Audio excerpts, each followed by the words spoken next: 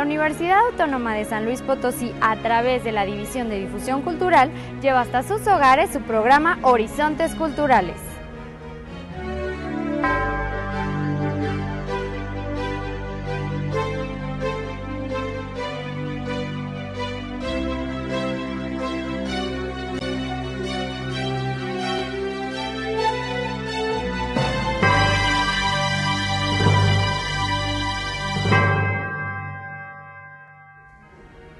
La literatura, la ciencia, la argentinidad y el tango son diversos temas que serán abordados por especialistas en este homenaje a Jorge Luis Borges, ilustre escritor argentino. Vamos a verlo.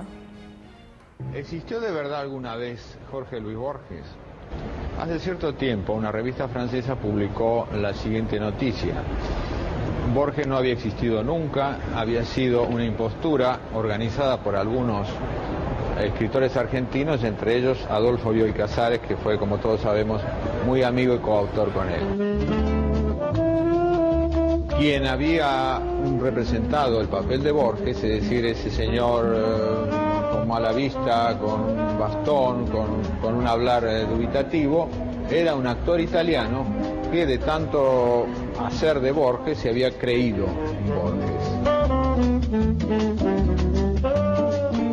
Sea o no real, el anuncio me parece muy borgiano y muy cervantino además. Borges siempre tuvo la sospecha de que era un escritor apócrifo que figuraba en las antologías como un escritor menor y que había llegado tarde a la historia de la literatura.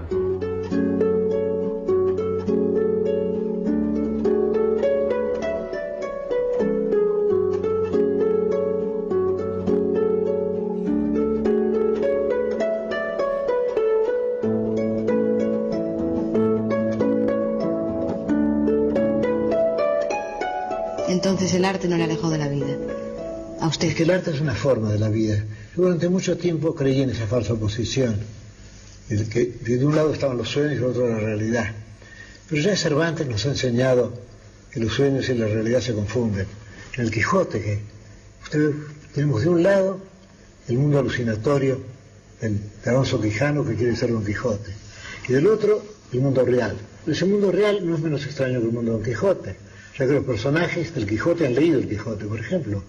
Tal vez es la sospecha que en el barroco también tuvo Cervantes. Cervantes hace una cantidad de ironías acerca de quién escribió el Quijote, si el Quijote está traducido del árabe, porque Borges mismo ha razonado en alguna de sus prosas acerca de quién soy yo y hasta qué medida existo. Por ejemplo, él tomaba una enciclopedia, buscaba Borges, Jorge Luis y encontraba una serie de datos de currículum. O examinaba un libro que es Historia de la literatura argentina, o de la literatura americana, o de la literatura universal, y buscaba a Borges. Y decía, pero este Borges no soy yo. Esta gente que ha escrito todas estas cosas sobre mí, resulta que no sabe que a mí en realidad lo que me gusta son los mapas antiguos, el sabor del café y salir al anochecer por las calles de Buenos Aires tratando de que nadie me reconozca y me salude, sino ser un porteño anónimo más.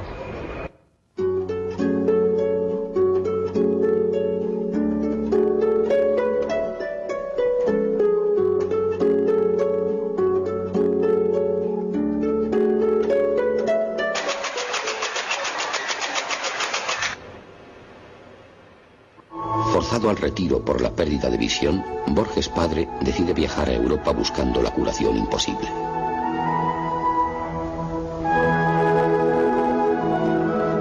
Se abrían los horizontes de un adolescente expectante con las últimas ideas que dominaban la cultura del viejo continente, ideas germinadoras que no evitaron la guerra mundial.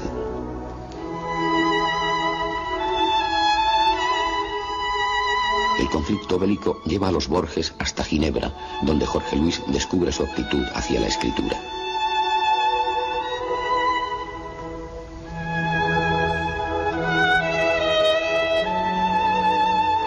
Se entusiasma con el expresionismo alemán y conoce en su viaje por España a los ultraístas, movimiento que marcará ideológicamente su pensamiento y los primeros poemas. Se me ocurrió fundar la escuela ultraísta. Esa escuela fue, yo creo, del todo deleznable, salvo que inspiró en nosotros un fervor comparable al de los madrileños. Es decir, lo que escribimos era bastante flojo. Por ejemplo, las chimeneas escriben letras de humo en la pizarra del cielo. Esto ciertamente es olvidable. O los tranvías con el fusil al hombro por el trole. Esto es peor todavía. Voy a confesar, nunca lo he dicho a nadie, que yo soy el autor de uno de esos versos. No diré cuál, diré del peor, lo cual acentúa todo porque es muy difícil escoger lo peor. Y además, lo peor es memorable también. Aún a mí, este viejo aprendiz de 73 años, que he aprendido a fuerza de errores. Recuerdo que cuando estuve a punto de publicar mi primer libro, Fervor de Buenos Aires, año de 1923, quise mostrárselo a mi padre, que era un fino poeta. Y él me dijo, no, me dijo, tenés que cometer tus equivocaciones. Su padre era un pacífico profesor de inglés. Sí, pero también era anarquista individualista, lector de Spencer, descreía del gobierno, de los gobiernos en general. Sí, era profesor de psicología. Era poeta romántico también. Era poeta también, ya dejaba unos buenos sonetos. Pero él quiso que se cumpliera en mí el destino que no pudo cumplirse en él, el destino de escritor. Luego yo supe desde niño que mi destino sería un destino literario. Eso me fue indicado, de un modo tácito, que es el único modo de indicar las cosas, que se den por sentadas. Y yo desde niño supe que mi destino sería un destino literario. Y mi padre me franqueó su biblioteca, una biblioteca en su mayor parte de libros ingleses. Y yo me eduqué en esa biblioteca. ¿Se comunicaron ustedes bien? Sí, muy bien, salvo que él no quiso darme ningún consejo literario.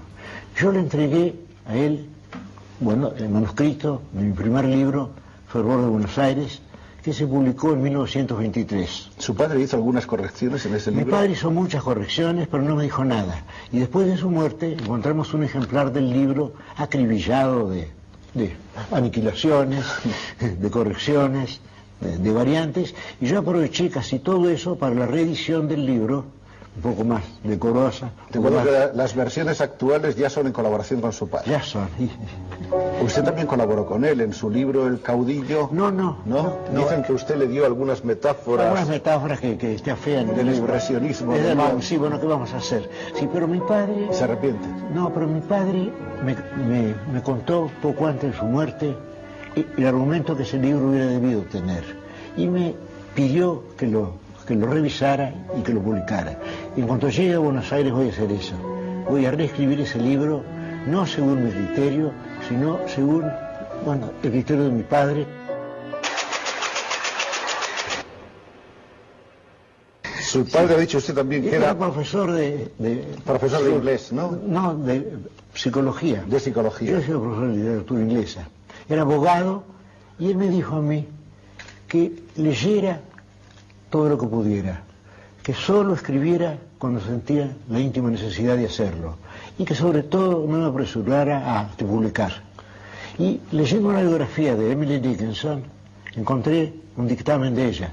Ella dijo que publicar no es parte esencial del destino de un escritor. Esto es lo que tú piensas. Ahora acá llegas a la lengua, a lo que tú hablas. Y aquí que lo que tú piensas es quizás poco, y cuando tratas de expresarlo en palabras, tienes más y más palabras. Pero eso todavía no es Cábala. Y Cábala es algo más. Eso es lo que puedes decir. Eso es lo que puedes escribir. Esto es lo que puedes publicar. No todo lo que puedes decir, puedes escribir. Y no todo lo que puedes escribir, puedes publicar. Y la Cábala fue una doctrina esotérica. Fue una doctrina de personas que pensaban mucho y que escribieron menos y que publicaron todavía menos. Ese hombre, el golem, es al rabino lo que el rabino es a Dios. O, si se quiere, variando un poco la metáfora, se entiende que la obra de arte es al artista lo que el artista es a Dios. La doctora en letras Margarita Díaz de León hablará sobre Borges y la argentinidad. Este día a Borges le festejamos su nacimiento mientras lamentamos sus 25 años de ausencia. Durante casi una década, entre 1925 y 1934, Jorge Luis Borges fue para la crítica argentina solamente un poeta y un ensayista. Pese a intentos previos, habrá que esperar el nacimiento de su primera obra dedicada enteramente al género narrativo, misma que desembocará en la certidumbre actual de que Borges es, por sobre todos, el referente literario más importante de su país. Precisamente será en 1935 cuando aparece Historia Universal de la Infamia, obra que contiene relatos que, como los escritos bajo el seudónimo de Bustos Domecq y de B. Suárez Lynch, son expresiones de un aspecto narrativo en el cual la ironía y un cierto realismo criollista se suman a la sátira literaria. Por un lado, son textos que manifiestan la continuidad de las tendencias de la generación martinfierrista, conformada por el canon que dictan tres referentes ineludibles: El Matadero, de Esteban Echeverría, Facundo, de Domingo Faustino Sarmiento, y Martín Fierro, de José Hernández. Por otro lado, de la búsqueda de la identidad porteña propiciada por los vientos del vértigo bodeísta de Roberto Art, surgen como historias de pistoleros tristes que prefiguran el horror que mucho tiempo después se cerniría sobre la República Argentina y sobre otros países del continente bajo sangrientas dictaduras. Pese a ello, Borges pareció negarse desde el comienzo a reproducir dócilmente la imagen del escritor argentino, construida desde el nacionalismo impuesto por los festejos de los centenarios independentistas en tierras americanas. Durante mucho tiempo en Europa se creyó que un escritor latinoamericano debía ser un caballero más o menos mestizo y de ambiciones hidalgas, un señor cuyo francés o inglés pudieran no ser impecables, pero cuya cultura libresca sí lo era. Un literato que escribía tal vez en Madrid, París o Londres sobre la tierra nativa, los indígenas explotados, el abundante color local de la pampa o la selva o la montaña o la tierra yerma. Sin embargo, en uno de sus primeros poemas, Borges exalta a la Plaza Roja de Moscú. Uno de sus primeros ensayos está dedicado a promover el mejor conocimiento del Ulises de Joyce. Una de sus primeras ficciones ocurre en la India. Es cierto que también por ese entonces el joven Borges escribía sobre los suburbios porteños, pero si lo hacía era con la misma imparcialidad estética con que evocaba, para él desconocido, el delta del Mississippi. Borges, no hay que olvidarlo, empezó a escribir hacia 1920 con una idea muy clara de la literatura y del oficio de escritor. Para él, oh maravilla, un escritor crea un mundo imaginario cuyas fronteras están impuestas por el escritor mismo, por su experiencia real o imaginada, por su felicidad o infelicidad para soñar palabras. El cosmopolitismo de Borges consiste, pues, en algo elemental. En la conocida frase escritor latinoamericano, Borges supo poner solo el acento en la palabra escritor. Los que en América Latina habían traficado con la pasión localista, con el indigenismo, con la nacionalidad como salvoconducto para la mala literatura, se vieron de golpe desmentidos por un joven Borges que no olvidaba que su abuela era de origen inglés, ni su aprendizaje del alemán en Suiza, ni que su patria era tierra de inmigrantes, lugar en el que se han entrecruzado durante muchos siglos gentes venidas de muy lejanas lenguas. Su exotismo entonces consiste en ser un escritor antes que ser un latinoamericano. Para los críticos europeos, al joven Borges le faltaban la influencia de la tierra y la pasión, los descuidos gramaticales y el arrebato cósmico. Le sobraban la lucidez y las citas con precisión de número de página. No era, por tanto, lo bastante exótico para los europeos. Para los argentinos, en cambio, ese Borges representaba una literatura desarraigada, una literatura no comprometida y bizantina, una literatura de espaldas al país y a la América nuestra. Ellos, que con ansia se acercaban a textos de fabricación europea, le acusaban de no ser lo bastante arraigado a su tierra. Si en ese entonces los críticos de Europa o de América se hubieran tomado el trabajo de leer sin prejuicios al joven Borges, habrían descubierto en sus obras la creación de un lenguaje que reúne la ficción, la poesía y el pensamiento, prueba de la búsqueda de la palabra que surge de la paciencia y de la modestia certidumbre en la felicidad de la literatura. En esas primeras expresiones, el brillo del joven Borges es proyectado por los viejos transformadores de la literatura y de la lengua. Cuando Borges empezó a escribir, La prosa castellana ya había sido sometida en América Latina durante más de un siglo a un proceso de transformación muy riguroso y severo.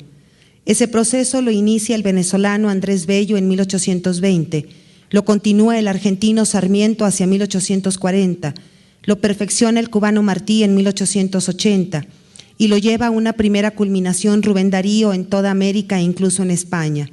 Dentro o fuera de la academia, a favor o en contra del diccionario, Bello y Sarmiento y Martí y Darío arremeten contra la prosa envejecida y la van transformando. En el siglo XX, el mexicano Alfonso Reyes y la chilena Gabriela Mistral continúan el proceso de apasionada conversión, pero es Borges el que toma en sus manos el idioma castellano y lo convierte en un instrumento de aterradora eficacia literaria, transformando así la lengua latinoamericana, enriqueciendo su sistema de referencias, ampliando su universo imaginario. De aquí habrá que desprender una previa conclusión práctica. La obra narrativa de Borges se inscribe bajo dos tipos de ficciones, no separadas. La primera, realista y satírica, representada por el hombre de la esquina rosada, a la que habrían de sumarse los relatos policiales. La otra zona, la que le dio a Borges un prestigio internacional envidiable, la de lo fantástico, figura en dos obras, El jardín de los senderos que se bifurcan y El Aleph. A partir de ese momento, nuestra literatura cambiará para siempre. Sin embargo, la claridad de la diferencia entre estos dos Borges, el argentino localista que no es y el argentino europeizado que busca lo universal, no siempre se hace evidente si formulamos la hipótesis de que el mundo de Borges es la representación no del mundo real, sino de una proposición intelectual, que el tema de sus cuentos es la creación misma, que sus narraciones tratan del estilo en que están escritas. Sus textos configuran su propia producción y la forma de abordarlos, es decir, leer un cuento de Borges es leer algo más que una narración o relato.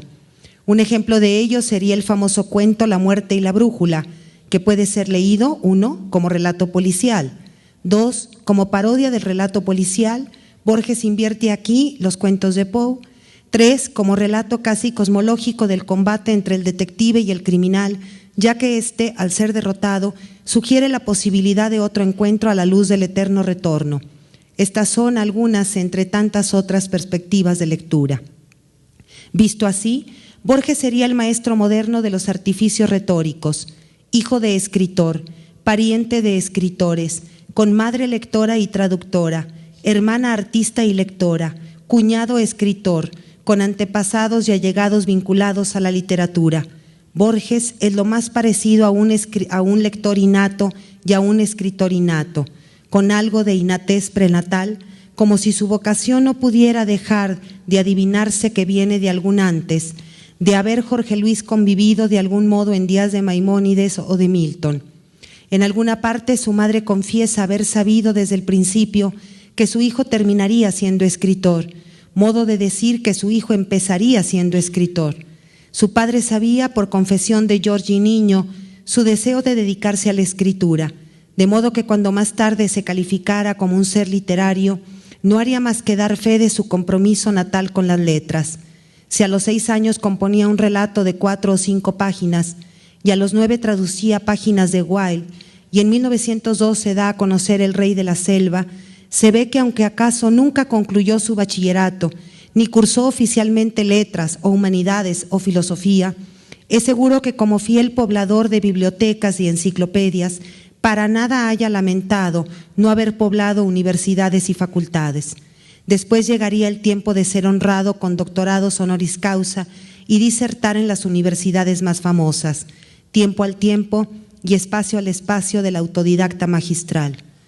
Más de 8 décadas pasaron desde sus fantasías verbales de niño hasta las últimas páginas que dicta, o sea que la idea hablada o escrita o la inventiva literaria, el juego estético con la palabra, dura esa inmensidad de tiempo, fidelísimo a su infusa consigna vocacional, ni un día sin una frase leída y una frase escrita, ni un solo día sin hacer o pensar o soñar o hablar literatura, a lo que habría que agregar en un balance justiciero, ya sin su presencia física, todas las lecturas y escrituras y soñaduras literarias inspiradas por su obra, la concepción del arte como inversión invención y creación de un orbe distinto del real, su gusto por los procedimientos de la literatura fantástica, su ironía desesperanzada y afirmativa de que no podemos conocer nuestro destino, de que estamos rodeados de sueños, de que somos tan irreales como la ficción, de que el mundo es un caos que escapa a nuestras fallidas esperanzas de entenderlo u ordenarlo,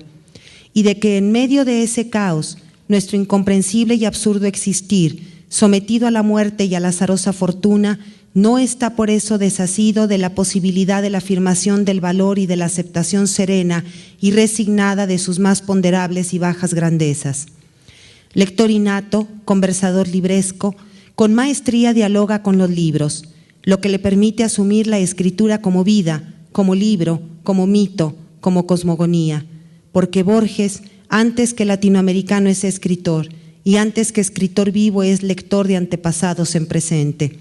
Hijo mental de libros, padre de libros, hermano de libros, abuelo de libros, pariente de libros, nacido entre libros, criado entre libros, circula y transcurre entre libros, hablando de libros, componiendo libros, proyectando libros. Se oculta entre libros luego de enriquecer con sus propios libros la literatura hispánica y universal, creando y recreándose a sí mismo y a sus precursores. Esto permite justificar su producción literaria como una forma de matriz y paradójicamente como una forma de parricidio, la del escritor que crea modelos reales o no, y la del que toma un modelo fuerte anterior para entrar en competencia a través de la admiración en busca de superación. Pocos habrán leído más literatura de todos los espacios y tiempos y soñado la venidera, pero además de escribir ensayos a menudo sobre libros lejanos o antiguos y vivido literariamente en Islandia o en Troya, pocos habrán habitado y celebrado más a la literatura que Borges. Porque un buen escritor se acompaña de otros, leemos en Borges a Hernández, Lugones, Schopenhauer, De Quincey, Stevenson, Shaw, Chesterton, Poe, Henry James, Wells, y el mundo real y a la vez mágico de Kafka, Quevedo, Gracián, Cervantes y Shakespeare, entre tantos otros. De los primeros ha aprendido Borges una técnica mesurada y depuradamente clásica de narrar, con una alerta atención por la consecuencia rigurosa en la estructura y el estilo de cada cuento. También de los ingleses ha tomado el gusto por lo fantástico, el presentar las situaciones y hechos más paradojales e inauditos sin asombro, el dejar al lector la deducción de las consecuencias del relato. Con Kafka toca los más graves problemas metafísicos, la existencia de Dios, la esperanza de encontrarle un sentido al universo, la falta de justificación del hombre en la tierra, la posibilidad de conocer la existencia del tiempo. De los últimos, de los llamados clásicos, aprende Borges la noción de estilo y el provecho de la buena lectura, los espejos, los dobles, el buen uso de las transtextualidades en el relato, los artificios del barroco. Borges se libera de los prejuicios de una retórica muerta y enterrada. Como poeta, descubre que hay una dicción argentina y que esa dicción está mejor expresada en las letras de tango que en la poesía culta. Como ensayista, revela la inutilidad de la crítica literaria comprometida al poner el acento en el análisis del lenguaje y explorar la irrealidad del mundo real.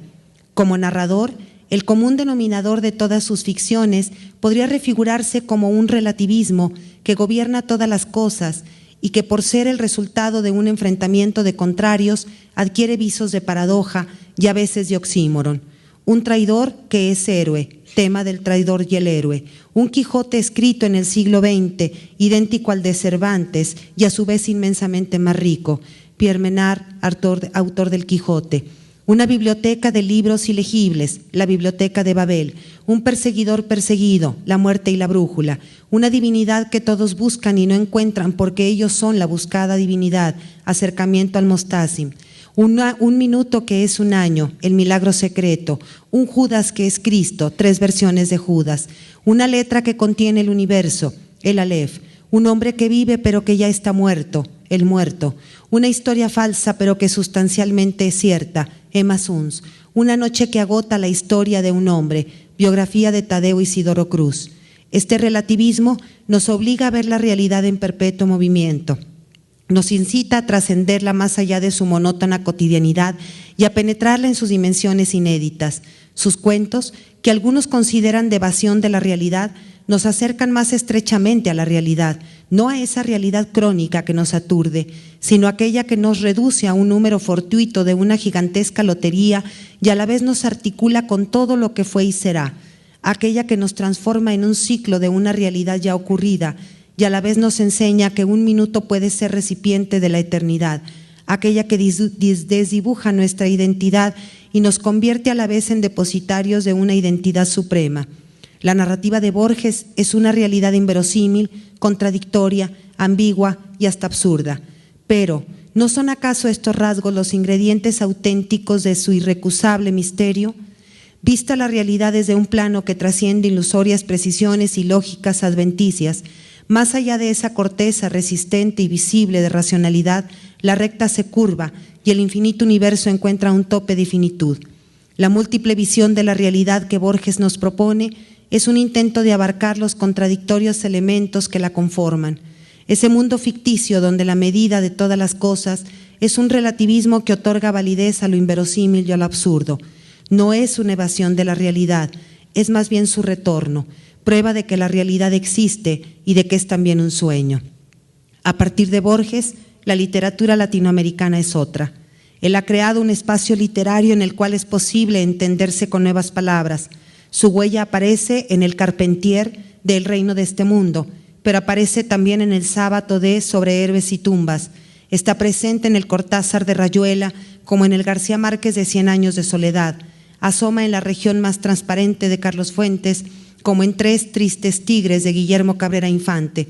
Está en La vida breve de Juan Carlos Onetti y en La ciudad y los perros de Mario Vargas Llosa. Puede advertirse también en Severo Sarduy de dónde son los cantantes, así como en Manuel Puig La traición de Rita Hayworth. Si hubiera que encontrar un común denominador lingüístico a todas estas novelas de tan distinto origen geográfico y estilístico, ese común denominador sería Borges. Y lo mismo podría decirse de la prosa ensayística o de la poesía. Borges está en Octavio Paz como está en Nicanor Parra, en Homero Aridgis como en Guillermo Sucre. Borges es como la filigrana que por transparencia se puede encontrar en el papel en que escriben hoy los mejores escritores latinoamericanos. Y si se dice latinoamericano es para llegar a la última paradoja. Este escritor argentino, que no parece bastante exótico para cierto tipo de crítico europeo, o que es totalmente exótico a cierto tipo de crítico latinoamericano, es uno de los escritores más latinoamericanos que se pueda imaginar. ¿Dónde, sino en esa Babel cosmopolita que es Buenos Aires, puede darse un especialista en las primitivas literaturas germánicas que sea también especialista en el tango y en la poesía gauchesca, y que sea también especialista en Dante y en Cervantes, y que sea también especialista en Hume y en Schopenhauer? El cosmopolitismo de Borges no es sino la reflexión en el campo de la literatura del cosmopolitismo de la ciudad que lo habita, ciudad fundada por españoles en tierra indígena, poblada por franceses aventureros, por ingleses e irlandeses que llevaron los ferrocarriles, por cientos de inmigrantes gallegos y napolitanos, espacio generoso de una nueva humanidad. Borges está profundamente arraigado a su tierra y es desde esa orilla barrosa del Plata que contempla el universo entero. Cada europeo lo ve como un europeo porque cada uno descubre lo que él tiene de suyo. A un francés le maravilla lo que Borges sabe de Víctor Hugo. A un italiano le sorprende el conocimiento que tiene de la Divina Comedia. A un inglés le sorprende también su familiaridad con la metafísica del obispo Berkeley. Esa multiplicidad le está negada a un europeo. Eso solo lo pudo lograr un argentino porteño. Desde Buenos Aires sale Borges hacia un infinito que no está hecho de geografía ni de historia, sino de palabras. Es el suyo un mundo construido sobre libros y sobre lo que los libros dicen y cómo lo dicen. Al descubrir, entre no muchos después de Homero, que la literatura está hecha antes de todo de lenguaje. Borges sirvió a la causa de las letras latinoamericanas, pero su hazaña, ahora se empieza a entender en todo el mundo, es el ser el más humilde servidor de las letras. De Buenos Aires se alejó un escritor para morir lejos, como si quisiera irse de este mundo, partiendo de la estación de su infancia, esa infancia en la que deglutía libros en Ginebra.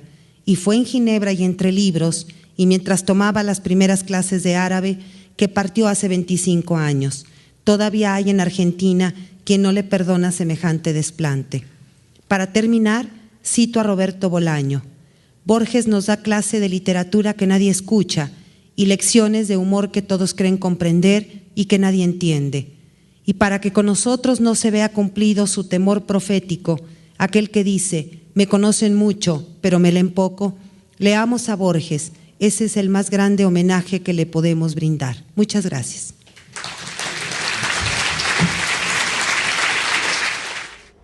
Sobre Borges y la poética del laberinto nos hablará el doctor Francisco Javier Gómez Zárate.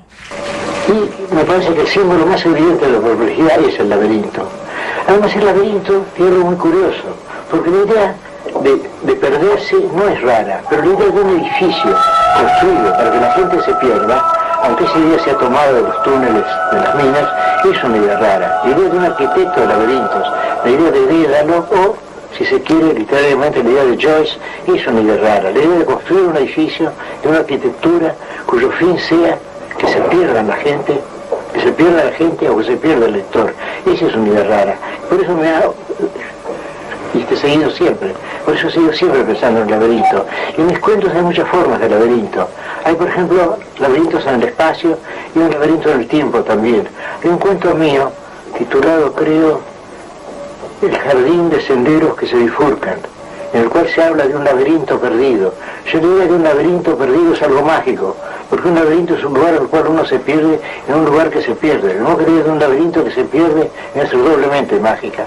Bueno, pues en ese cuento el laberinto perdido es una obra que se va bifurcando, se va multiplicando en diversas direcciones. Yo creo que eso es todo. Borges, la poética del laberinto. La lectura de la obra de Borges nos deja a la intemperie en una especie de desolación semántica, que quiere decir que no entendemos nada. Pero con un orgullo, esta desolación, con un orgullo que nos estimula a intentar comprenderlo. Jorge Francisco Isidoro Luis Borges Acevedo nace en Buenos Aires un 24 de agosto de 1899 en una familia aristocrática por su cultura y educación, aunque de economía modesta. La infancia de Borges es en un suburbio de Palermo, en Buenos Aires. Transcurre en el interior de su casa, en el jardín y la biblioteca de su padre, que él decía una biblioteca de ilimitados libros ingleses. Esa biblioteca la imagina como el paraíso. Las vivencias infantiles prefiguran en su encierro el centro de un laberinto de Narciso. Ve el mundo desde dentro. Así lo recuerda más adelante cuando escribe la biografía de Evaristo Carriego.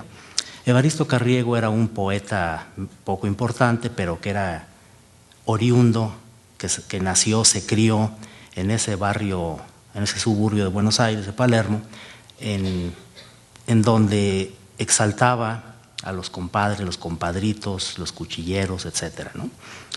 Entonces, Borges imagina no viviendo el barrio de Palermo tras la verja, fantaseando cómo sería el mundo de afuera.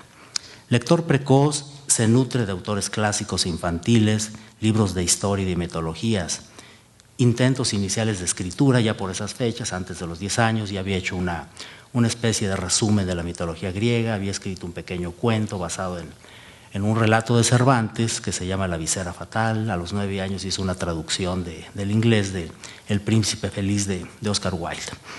Entonces hace esos intentos iniciales de escritura, pues sabe desde siempre y para siempre que su destino es la literatura. Su primer maestro es su padre, quien fomenta y guía sus propias lecturas y lo instruye en los filósofos griegos. Se apasiona por la enciclopedia británica. Gran parte de su adolescencia vive en Europa, del 14 al 21, sobre todo en Ginebra y España. Conoce a los clásicos ingleses, franceses y alemanes, los lee en su lengua original, aprende además el latín y posteriormente se incursiona en otro tipo de lenguas, en el islandés, el escandinavo, etc. En España conoce a los ultraístas, admirando sobre todo a uno que considera su primer gran maestro después de su padre, Rafael Cansinos Assens. A su regreso se reencuentra con la Argentina e inicia formalmente su carrera como escritor. Su primer libro formal fue Fervor de Buenos Aires, en 1923, al que siguen otros títulos de poesía. En los 30 ya era reconocido por su talento y cultura, conoce a personajes importantes de la cultura como Victoria Ocampo, Adolfo Bioy Casares y a su admirado Macedonio Fernández y a don Alfonso Reyes. Estos son sus 4 grandes maestros que él considera a lo largo de toda su vida. Participa y funda revistas literarias, por ejemplo, Proa, Prisma, El Martín Fierro, Sur, etc. Escribe por estas fechas su primera obra clave, que es una especie de ensayo en forma de relato, que es Historia Universal de la Infamia en 1935 e Historia de la Eternidad en 1936. En el 38 es un acontecimiento importante en la biografía de Borges, muere su padre y él tiene un accidente grave, se lastima en la frente, se le complica y de alguna manera permanece internado convaleciente durante un mes, y posteriormente de este accidente se inicia propiamente en la literatura fantástica y su primer cuento formal es Pierre Menard, autor del Quijote. Por los 40, sus obras claves de ficción son Ficciones, con este título en el 44, y El Aleph en 1949. De hecho, esto se considera para muchos, para la mayor parte de los críticos, sus 2 mejores obras, Ficciones en el 44 y la colección de cuentos El Aleph. En los 50 se escribe otra de sus obras cardinales, una serie de ensayos en el 52 que se llama Otras Inquisiciones, y ya casi completamente ciego escribe El Hacedor en 1960, que es su más célebre obra en verso y en prosa poética. Por esos tiempos ya es muy conocido internacionalmente, recibe premios, reconocimientos, cátedras, excepto el premio Nobel, que nunca se le otorgará. En 1967 se casa con Elsa Astete Millán. Este matrimonio dura 3 años, aunque la mujer que más amó fue a Estela Canto. Vivió junto a su madre, doña Leonora Acevedo, hasta la muerte de esta a los casi 100 años. Su último libro fue Los Conjurados en 1985. En abril de 1986 se casa con María Kodama y muere en Ginebra el 14 de junio de 1983. Se encuentra enterrado en Ginebra en el cementerio de Plainpalais. El laberinto. La palabra laberinto viene de labris, que quiere decir doble hacha, de labre, que quiere decir caverna, cueva, de laura, que quiere decir mina, y tiene como raíz labur, que hace referencia a utensilios de piedra, y el túnel. El sufijo griego intos quiere decir juego, de donde laberintos quiere decir juego en las cavernas. Por otro lado, los orígenes del término, en inglés maze, quiere decir laberinto, que a su vez procede del cámbrico maes, que quiere decir prado o campo. Y a su vez las palabras amazement, que quiere decir sorpresa y confusión. Por otro lado, del alemán hay un verbo, es irren, que quiere decir equivocarse o engañarse, y un sustantivo que es irre, que quiere decir loco. En la tradición celta, su lugar sagrado es Cardroya, que viene de Cairn, que es el gaélico, que quiere decir prado y campo, y de Drois, Troya. Y por lo mismo son jardines y campos laberínticos. Entonces, por laberinto queremos significar lo oculto, lo secreto, la tierra, el útero, lo femenino, juego, locura y enigma. El origen se rastrea del término de laberinto, se rastrea desde los dibujos de círculos y espirales en las cuevas primitivas. Pasa el laberinto por Egipto y el gran palacio de Gnosos en Creta. Durante la Edad Media, el laberinto se asoció con un viaje a los lugares santos de Jerusalén y lo simbolizaban con el laberinto en el piso de las catedrales, significando el viaje sagrado. El laberinto es una imagen, una figura del lenguaje, una metáfora y un arquetipo. Los laberintos pueden ser naturales o artificiales o mixtos, pueden ser casuales o intencionales, por ejemplo, túneles, tumbas, minas, fortificaciones, etc. Pueden ser univiarios, o sea, una sola entrada, o pluriviarios, veras entradas y salidas. Pueden ser fijos o irregulares, pueden ser rectangulares, curvos o mixtos, pueden tener un centro, monocéntricos, o pueden tener muchos centros o policéntricos, o bien pueden no tener ningún centro, se llaman acéntricos. Pueden ser bi o tridimensionales, pueden ser simples o complejos, pueden ser hacia adentro, centrípetos, o hacia afuera, centrífugos. En fin, el diseño del laberinto es infinito. Umberto Eco distingue 3 tipos fundamentales de laberintos. El clásico, que es el clásico univiario, o sea, una entrada y una sola salida, por el laberinto de Creta. Un segundo tipo de laberinto es el laberinto manierista, en el cual tiene muchas vías. Si lo podíamos ejemplificar, sería como un árbol, y las ramas del árbol, solamente una de ellas tiene una salida. Y un tercer tipo de laberinto sería el tipo el tipo rizoma. El tipo rizoma quiere decir que se parte de un punto y este punto se bifurca en otros y en otros interminablemente, y este tipo de laberinto es infinito, es el tipo rizoma. El laberinto como arquetipo es una forma de representación del mundo. La materia, el espacio y el tiempo siguen ese esquema en forma de partículas, ondas o supercuerdas, de las que nos habla la mecánica cuántica. Por otro lado, la organización molecular del ADN, con su doble cadena helicoidal, que gira, se vuelve y se enreda sobre sí mismo, está enredada sobre proteínas. Sin embargo, tras esa revoltura, digamos, del ADN, es como un hilo en un carrete, pero a pesar de todo ese aparente caos, recibe señales y se activan proteínas y se sintetizan, ¿no? Bueno, entonces el ADN también tiene una estructura laberíntica. Por otro lado, el mismo cerebro, la base estructural de la mente, el cerebro, con sus neuronas, 100.000 millones de neuronas, estas se comunican entre sí, formando conexiones sinápticas infinitas. Por otro lado, la geometría fractal de la naturaleza y la disposición holográfica de la naturaleza, que tienen un esquema de tipo laberinto.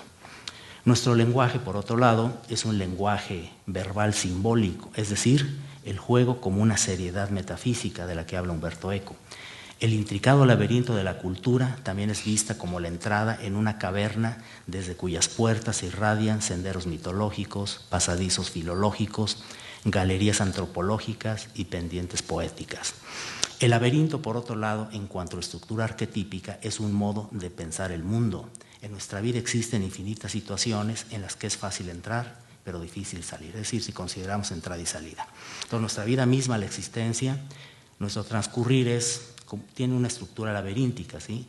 De tal manera, pues, repito, que hay situaciones en nuestra vida, muchas interminables, de las cuales fácilmente entramos, pero difícilmente encontramos la salida. Es más difícil pensar en situaciones en las que es más complicado entrar y más sencillo salir. Hay una excepción a esto. En el momento de nacer, que es muy difícil, en el momento del parto, y lo más fácil, la certeza de la muerte. Nuestra mente, por otro lado, funciona formando laberintos con la imaginación y tratando de resolverlos con el pensamiento. Es decir, nuestras estructuras, nuestra forma de concebir el mundo, por un lado, es crear laberintos con la imaginación y por otro lado anularlos con el pensamiento. Y la sabiduría, por otro lado, equilibraría y conciliaría lo racional y lo irracional. La poética de Borges, la poética hace referencia más o menos así como lo esencial de un escritor. Entonces, la poética de Borges es una poética de la vigilia, entendiendo esto por conciencia. Es una poética de la vigilia que se encuentra con un enigma, y el enigma es el tiempo que se revela en los sueños. Un enigma nos remite al laberinto y en el centro del laberinto se encuentra el tiempo. Para Borges el tiempo no es un enigma, es un misterio, y un misterio no tiene solución. Esa es la diferencia. Un enigma podemos llegar a la solución a través de la lógica, del razonamiento, pero el misterio únicamente podemos si es que podemos creer, no tiene solución. Entonces, para Borges, el laberinto no es un enigma, es un misterio, y un misterio, repito, no tiene solución. La filosofía de Borges es de naturaleza idealista, de la cual se alimenta toda su literatura. El contenido de esta literatura en sus ficciones, ensayos y poemas está marcado por el escepticismo y el pesimismo de su admirado Schopenhauer. El laberinto en la ficción de Borges tiene muchas formas simbólicas, como se expresa en sus poemas y en sus cuentos. Por ejemplo, laberintos hechos espacios y de tiempo, o sea, están hechos de espacio y de tiempo. Los espejos, Borges decía que si ponemos un espejo frente a otro, forman innumerables imágenes y forman un laberinto. Todos los espejos, el doble, los sueños, los pensamientos, jardines, la biblioteca, el universo, la memoria y el olvido. Voy a hacer el comentario acerca de algunos cuentos en donde se ilustran, sin analizarlos, únicamente ilustro cómo aparece el laberinto. Uno de sus cuentos se llama Los dos reyes y los dos laberintos. En este cuento se cuenta la historia de un rey de las islas de Babilonia, quien mandó construir un laberinto, y cuando lo visita el rey de Arabia, quien quiere exhibir su poder ante él y su superioridad, lo invita a que conozca el laberinto, le pide que se introduzca, pero el rey de Arabia se pierde y, presa de la angustia y la desesperación, ruega que lo libere. Cuando logra salir este rey, No dice nada, guarda silencio, se retira, pero al poco tiempo regresa y derrota al rey de Babilonia, lo captura y se lo lleva prisionero a su tierra.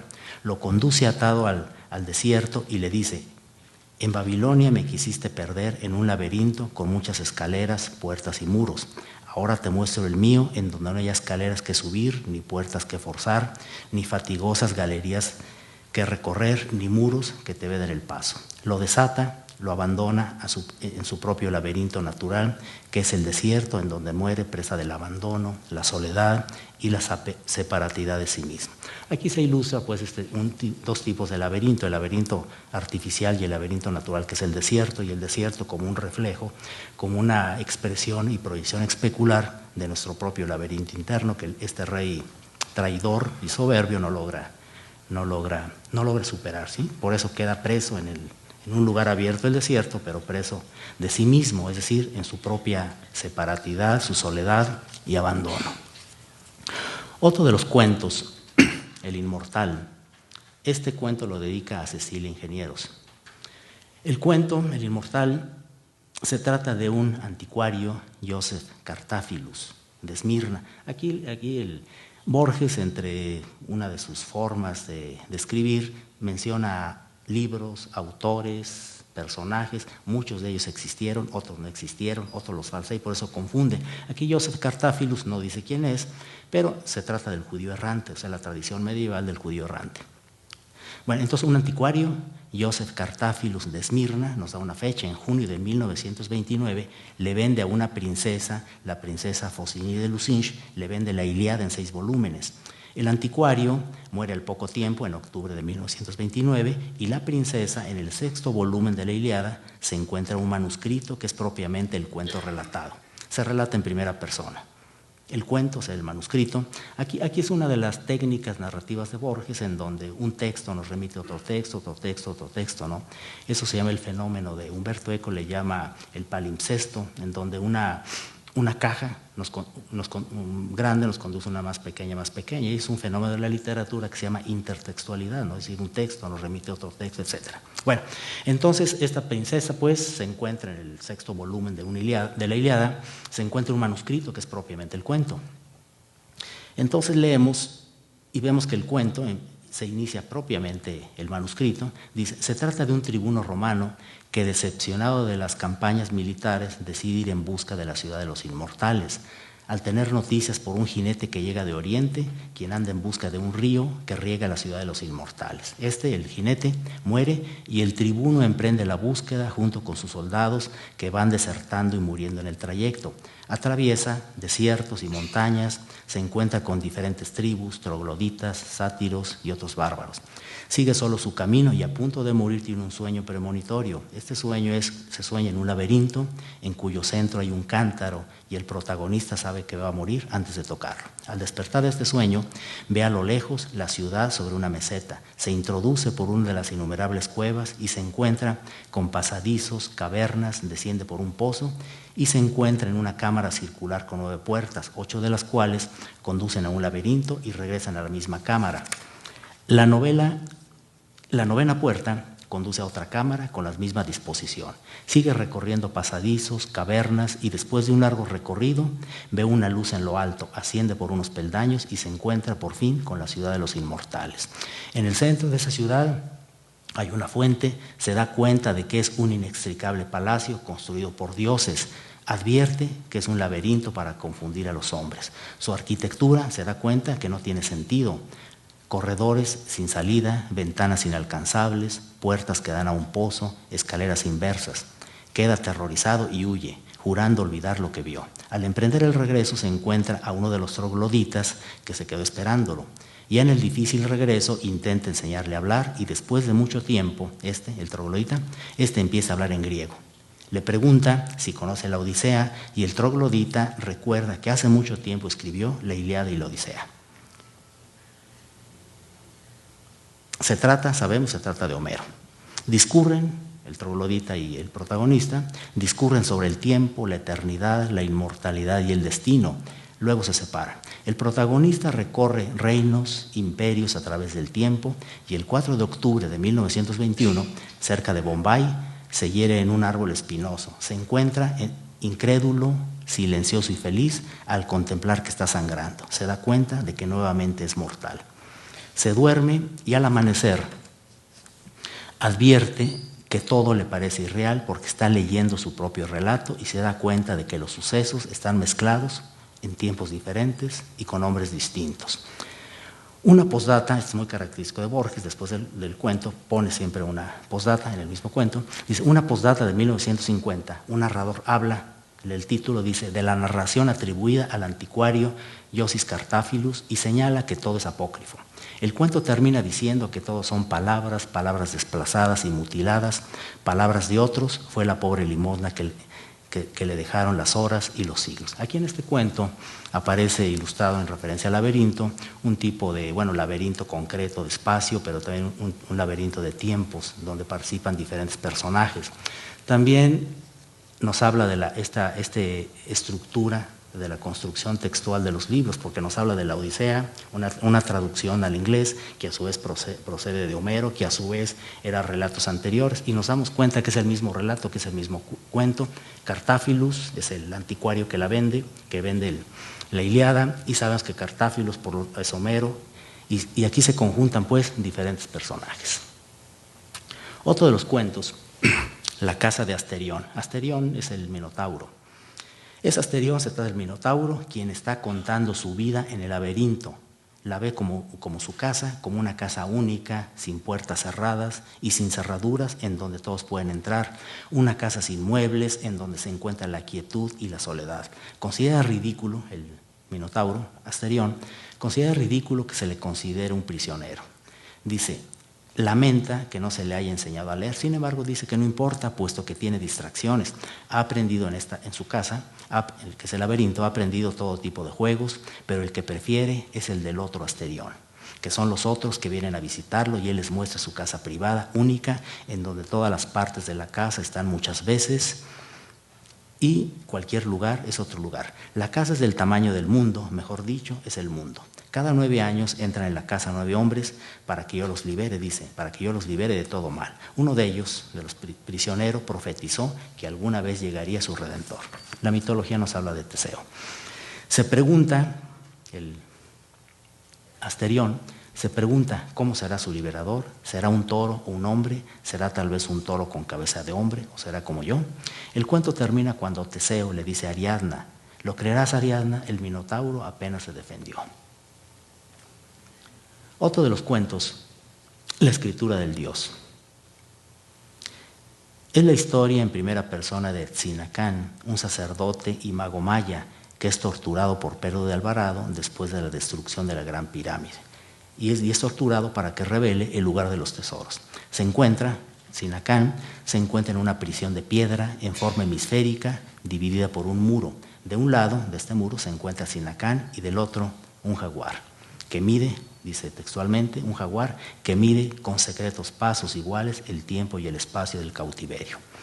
Han pasado muchos años y recuerda que el Dios, desde el primer día de la creación, previendo el fin de los tiempos, escribió una sentencia mágica para conjurar todos los males.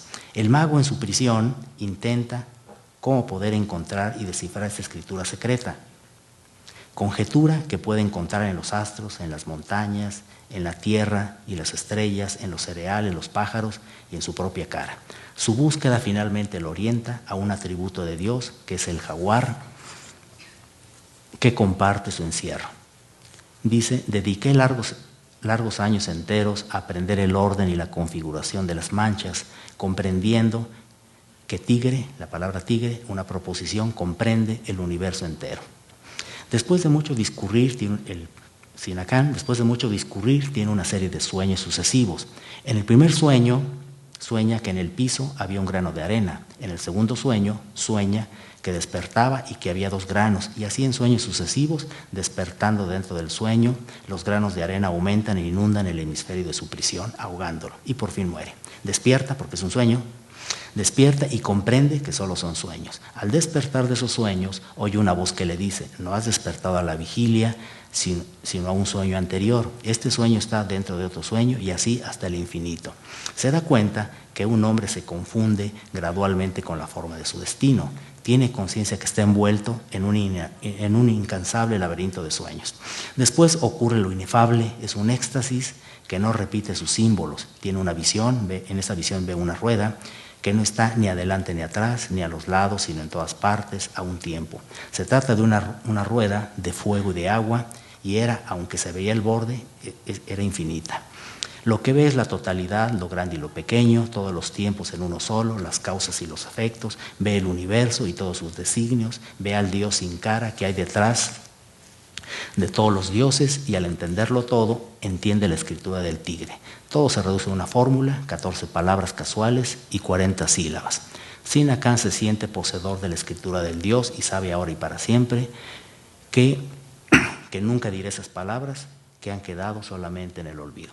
Aquí vemos, igual se ilustra el laberinto, un laberinto concreto de piedra, un laberinto de pensamientos y un laberinto construido a base de sueños.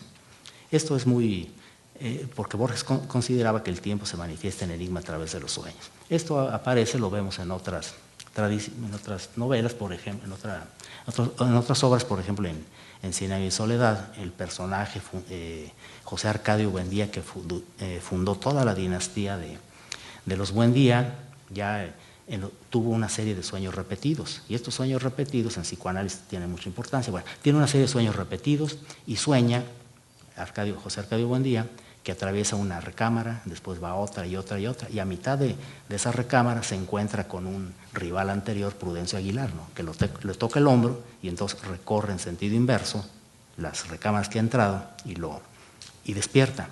Entonces tiene esta serie de sueños sucesivos, y en el último sueño que tiene José Arcadio, sueña que sigue lo mismo, recorre una recámara, otra y otra. Sin embargo, ya a mitad del trayecto, ya no se le aparece Prudencio Aguilar. Se despierta aterrorizado al día siguiente y sabe que ya es el momento de su muerte, y efectivamente muere. Por último, comentaré uno de sus cuentos más célebres que escribió en el 41, que se llama El jardín de senderos que se bifurcan. Se trata de un espía chino, el doctor Yu Tsun, que está al servicio de la inteligencia alemana. Este tiene un secreto. El secreto es que está enterado de un parque de artillería británico. Sabe que por eso lo persigue un capitán que lo quiere matar, que es Richard Madden, y necesita, por lo mismo, enviar la información en clave a su superior alemán. Huye de su perseguidor, o sea, de Madden, huye de su perseguidor en busca de un sinólogo. Un sinólogo es un especialista en China, un sinólogo que es el doctor Stephen Albert, este señor Albert, el sinólogo, vive en las afueras de Londres. Emprende el viaje en tren. Al descender de la estación, unos niños, al chino, el espía, unos niños le dan una serie de indicaciones de cómo llegar a la casa de Albert. Le dicen que debe seguir un camino doblando siempre a la izquierda. Yu Tsun se da cuenta de que le está señalando un laberinto, en donde es el camino, se dobla a la izquierda y lo conduce finalmente hasta el centro.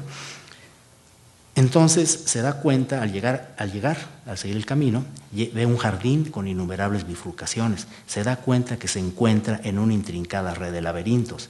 Se encuentra entonces con el doctor Albert, que tiene en su poder la obra de Cui Pen. Cui Pen, por otro lado, era bisabuelo del espía chino. Y este espía chino, este bisabuelo, era un gobernador importante en una de las dinastías de China. Se decide del gobierno, del poder, y se propone una tarea. Dice, tengo como tarea construir una obra, dos obras en un solo objeto, ¿no? Y esas obras en un solo objeto son escribir una novela y construir un laberinto. Y la herencia, esa herencia del bisabuelo, queda en manos de este doctor Albert. Entonces, se propuso entonces construir este bisabuelo un laberinto y una novela. La obra en un solo objeto, y titula la novela Un invisible laberinto de marfil, que a su vez es la novela. Entonces el bisabuelo deja la herencia y titula a esta novela Mi jardín de senderos que se bifurcan. Tanto el Albert, el sinólogo, como el espía chino, entonces juntos leen la novela y se dan cuenta de que es una novela caótica que propone diversos porvenires, una imagen que sugiere la bifurcación del tiempo. La novela revela porvenires divergentes, diversos tiempos que proliferan y son simultáneos. La novela, en la que ocurren todos los desenlaces, no se menciona una sola palabra, que es el tiempo. La novela es una adivinanza o o parábola del tiempo que crea infinitas series de tiempos divergentes, convergentes y paralelos. Yu Tzu sabe que se encuentra en ese laberíntico jardín en la que confluyen todos los tiempos y las personas cambian en esos tiempos diversos. En el presente se sabe que es amigo de Albert, el sinólogo, y en el futuro son enemigos, y aquí en ese futuro, en donde son enemigos, es donde decide matarlo. La noticia de la muerte del sinólogo aparece el día siguiente en los periódicos. De esta manera el jefe alemán descubre el nombre del lugar en clave, que es el nombre del sinólogo, es Albert. Este cuento, uno de los más celebrados de Borges, pues sintetiza pues todas las formas, las imágenes, cómo se representa el laberinto. Por un lado, el laberinto de tiempos, de espacios, la confluencia de tiempos convergentes, divergentes y paralelos, la expresión del laberinto en forma de una biblioteca, un jardín, un libro, el libro total, etc., ¿no? Bien, finalmente, Borges antes de morir, hizo un viaje con la que sería su segunda esposa, María Kodama, a Knossos, y entonces ya ciego completamente, a través de las imágenes que le describe María Kodama, entonces se da cuenta cómo es el Palacio de Knossos, que es el laberinto, ¿no? Y entonces hace una serie de comentarios, el hilo de la fábula, que no es más que una referencia, una metáfora de cómo concebía la vida, ¿no? Borges le hicieron un homenaje cuando cumplió 80 años, y entonces, entre otras cosas, le preguntaban qué era lo que, si algo se arrepentía en su vida, y dice, sí me arrepiento, dice, cometí el peor pecado que puede cometer un ser humano, dice, no fui feliz. Bueno, conclusión, esto es textual, es la cita de Borges que aparece aquí en el hilo de la fábula, que se trata del laberinto. Dice, el hilo se ha perdido, el laberinto se ha perdido también, ahora ni siquiera sabemos si nos rodea un laberinto, un secreto cosmos o un caos azaroso.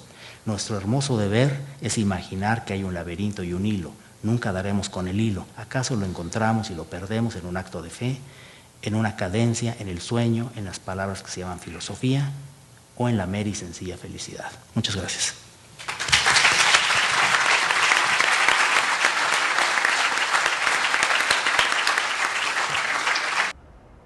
El físico matemático Jorge David Sánchez nos hablará sobre Borges y la ciencia. La amistad no necesita frecuencia. El amor sí, pero la amistad, y sobre todo la amistad de hermanos, no. Puede prescindir de la frecuencia, de la frecuentación. Una de las cosas... El amor no, el amor está lleno de ansiedades, de dudas, un día de ausencia puede ser terrible, pero yo tengo amigos íntimos a quienes veo, digamos, 3 o 4 veces al año, y a otros ya no los veo porque se han muerto ya.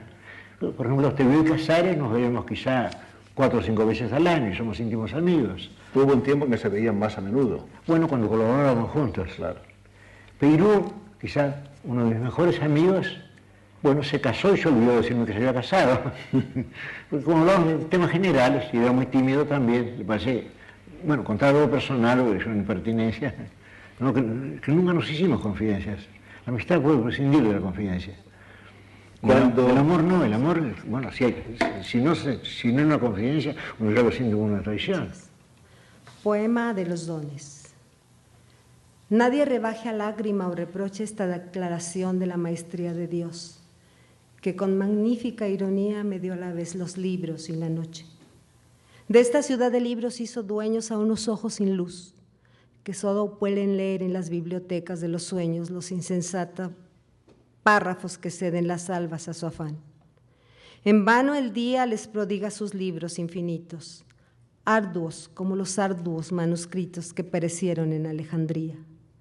De hambre y de sed, narra una historia griega, muere un rey entre fuentes y jardines.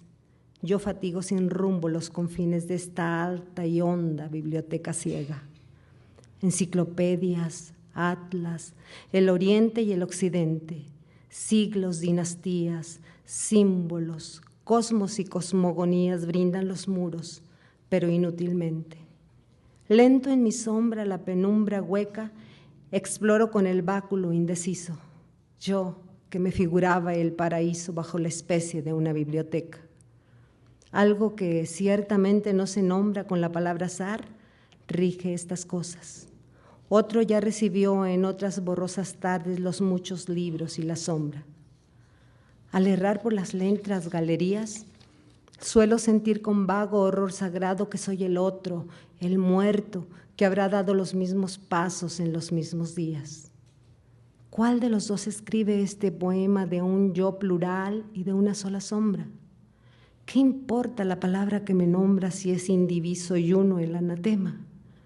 Grusac o Borges, miro este querido mundo que se deforma y que se apaga en una pálida ceniza vaga, que se parece al sueño y al olvido.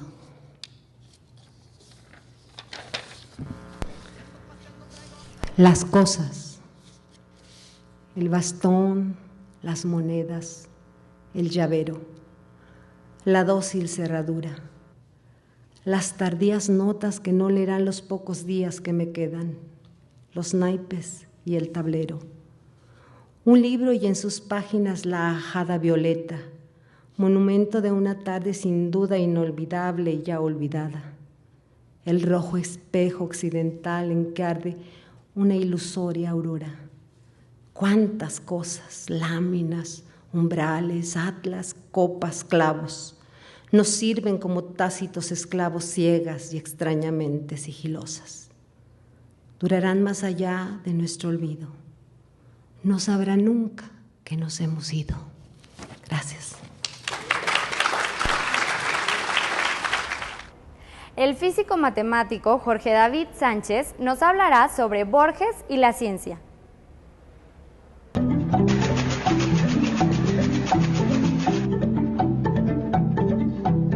Borges, ¿cuál es para usted la naturaleza del tiempo? Es lo que yo querría saber, lo que he estado tratando de saber toda mi vida. Recuerdo siempre aquella sentencia tan justa de San Agustín, las Confesiones. ¿Qué es el tiempo? Si no me lo preguntan, lo sé. Si me lo preguntan, lo ignoro. Sí, siempre sentía que era el tiempo, pero no sé definirlo. Y lo dijo muy bien.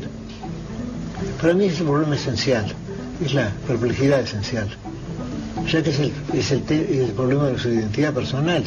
Porque si yo pienso en mí, yo no soy solamente el que existe en este momento, ya que en este momento yo podría ser cualquiera de ustedes. Y ciertamente no soy cualquiera de ustedes, soy yo, soy Borges. De modo que yo soy también mi pasado. Pero ese pasado, en su mayor parte está olvidado, y sin embargo hay algo que persiste. Bueno, ahí está todo el misterio del tiempo, ¿no? Que se siente muy claro en el caso de la identidad personal. ¿Qué hace que uno sea el mismo a lo largo del tiempo? Y sin embargo uno ha olvidado la mayor parte del pasado. Lo que se recuerda del pasado es mínimo, ¿no? Y lo que se olvida es casi todo. Cada día supongo que habrá miles de percepciones, miles de recuerdos, de nostalgias, quizá de infiernos y de cielos también.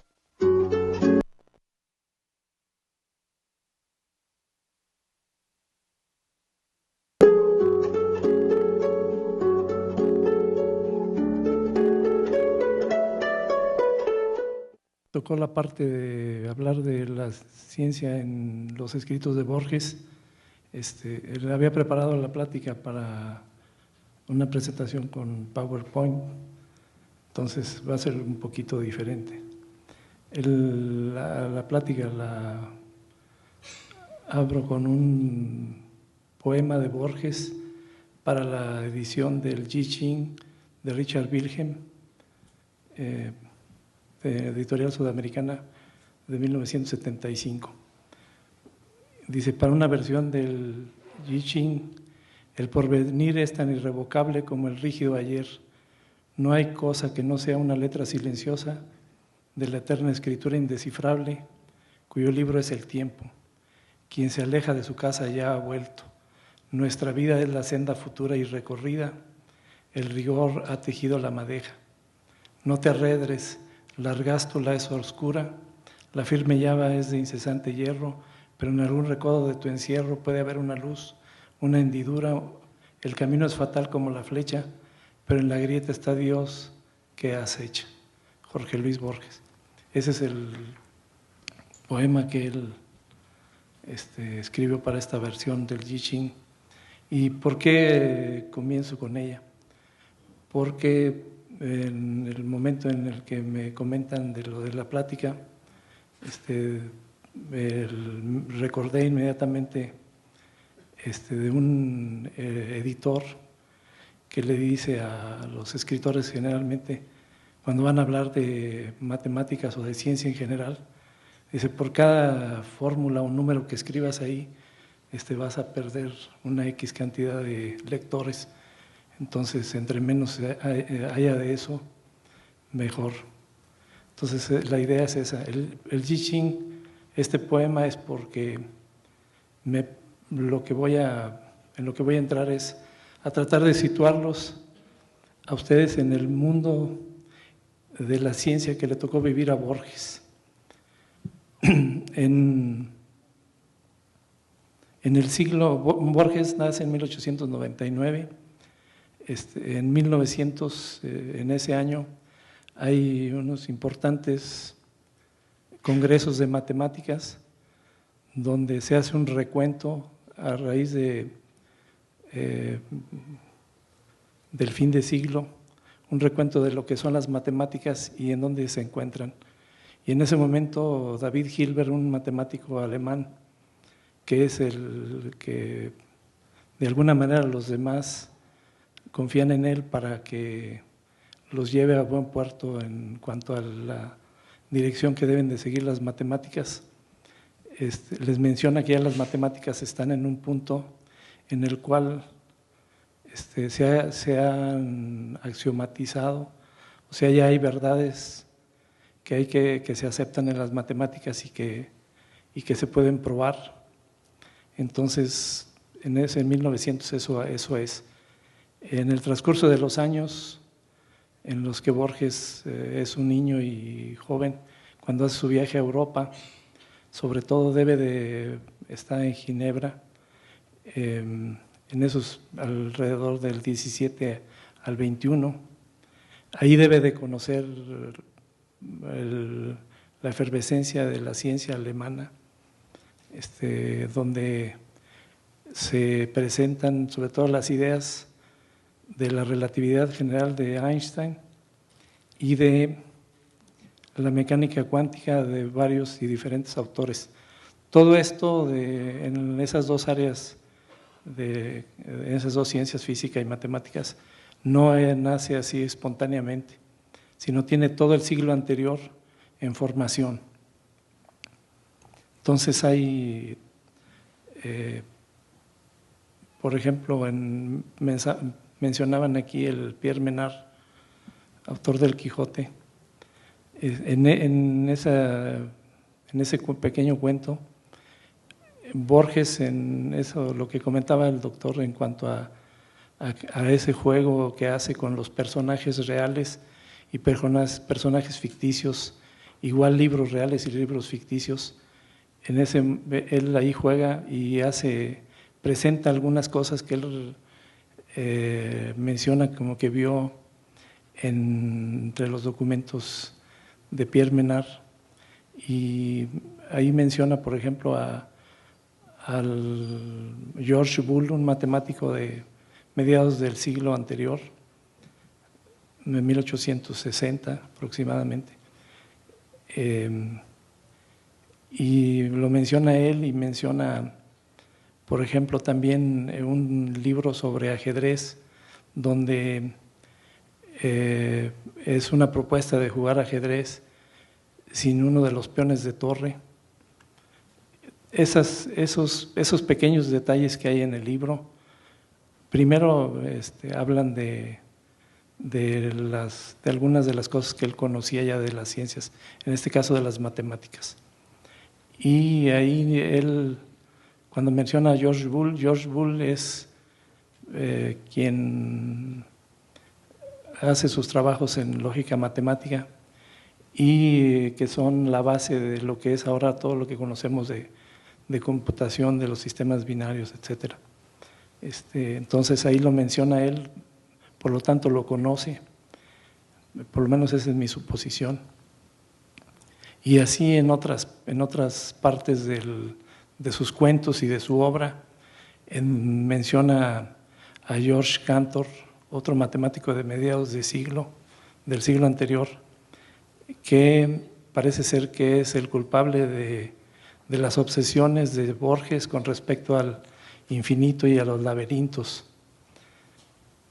¿Por qué? Porque George Cantor, ese matemático, es el que introduce a las matemáticas el concepto de infinito, de números transfinitos, que son objetos que no son contables, que no se pueden contar. ¿Sí? El infinito es un concepto en matemáticas y hay dos tipos de infinito, lo que se llama infinito actual y infinito potencial. Y esos conceptos de George Cantor no solamente los conoce Borges, sino que son culpables en las matemáticas, como en muchas otras ciencias y en la religión y todo, de crear un cisma entre los matemáticos. Generalmente nosotros pensamos que o la mayoría de la gente cree que las matemáticas es algo exacto y los matemáticos sabemos que no es cierto. Entonces el mundo de Borges, por lo menos hasta los años 30, todavía es un mundo de la ciencia en el cual él lee las diferentes corrientes o los diferentes conocimientos acerca de física y matemáticas, y en muchos de sus escritos, sus libros, los cuentos, en los ensayos, etcétera, hace mención, y una de las cosas es sobre todo el infinito el que más le llama la atención, y ahí él sí pone conceptos matemáticos, etcétera. Y les decía, ese concepto de infinito y de conjuntos infinitos que introduce en la matemática George Cantor en 1900 provocaron esos problemas, y las matemáticas aún en la actualidad son varias ramas donde los matemáticos, unos creen o tienen cierto tipo de axiomas y teoremas que son sobre los que se construyen las matemáticas. Entonces hay un teorema que se llama, un axioma que se llama axioma de elección, y ese los lleva en un sentido o en otro de las matemáticas. Entonces hay grupos de matemáticos que lo aceptan y hay otros que no los aceptan, y entonces eso conduce a diferentes construcciones dentro de las matemáticas. Entonces, ¿qué les quiero decir con esto? Que el mundo de Borges, por ejemplo, hasta los años 30, en cuanto a su conocimiento científico, era un mundo en el cual estaba construido sobre los cimientos del siglo anterior, la relatividad de Einstein, que se construyó a principios del siglo XX, la mecánica cuántica, que ya venía desde, algunos conceptos son de la misma época de Einstein, pero que empiezan a tomar la forma ya moderna, por decirlo de alguna manera. Aparecen antes de los años 30. Entonces ahí es donde quiero el poema para la versión del I Ching, es porque las ideas de la filosofía oriental, del budismo, por ahí tiene Borges una obra en colaboración con Silvina Ocampo que se llama ¿Qué es el budismo? Y por ejemplo, Erwin Schrödinger, uno de los principales físicos que aportan ideas para la construcción de la mecánica cuántica o el desarrollo de ella,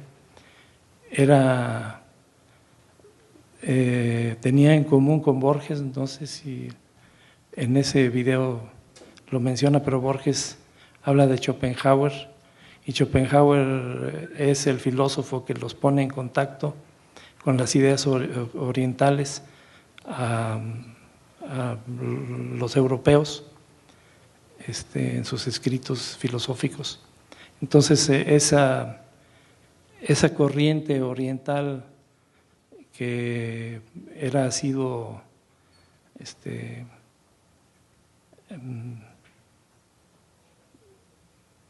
que leía con mucha asiduidad Erwin Schrödinger, parece ser que además de compartirla con Borges, también la comparte con otros físicos, que Paul Adrian Maurice dirá que también es otro de los principales desarrolladores de la mecánica cuántica.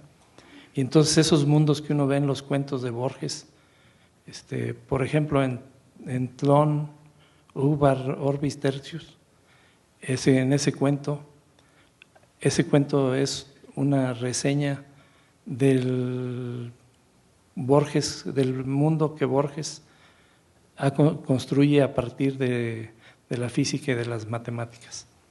De